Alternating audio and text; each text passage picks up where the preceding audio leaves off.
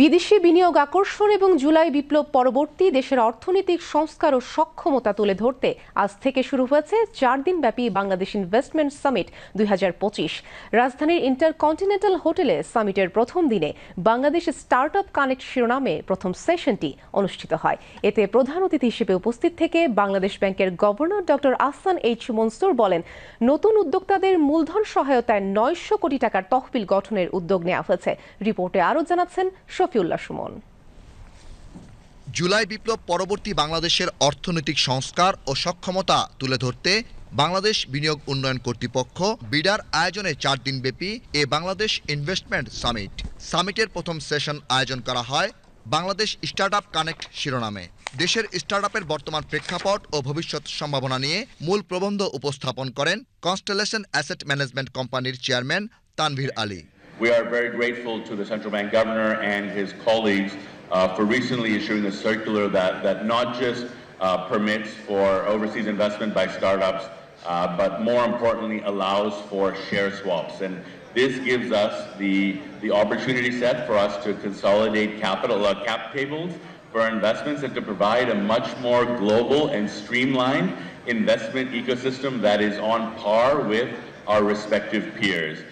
তরুণদের স্টার্টআপে আগ্রহী করে গড়ে তুলতে বিনিয়োগ উন্নয়ন কর্তৃপক্ষের উদ্যোগের কথা জানান প্রতিষ্ঠানটির নির্বাহী চেয়ারম্যান চৌধুরী আশিক মাহমুদ বিন হারুন।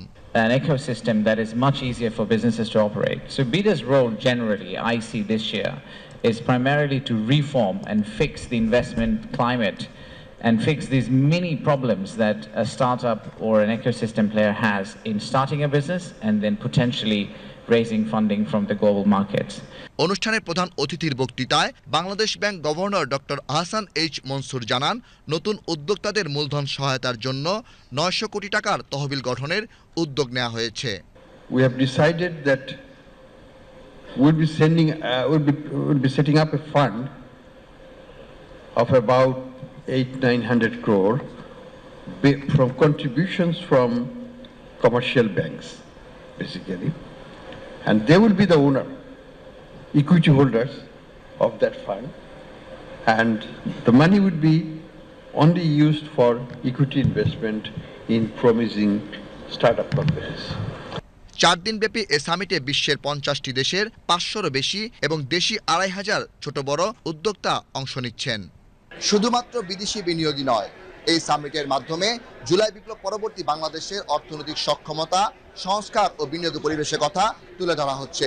শুধু তাই নয়, এই সামিটের মাধ্যমে বাঙালির হাজার বছরের সংস্কৃতি এবং গৌরবগাথা ইতিহাসের কথাও তুলে ধরা হবে। Shafiullah Suman, BTV news, Dhaka.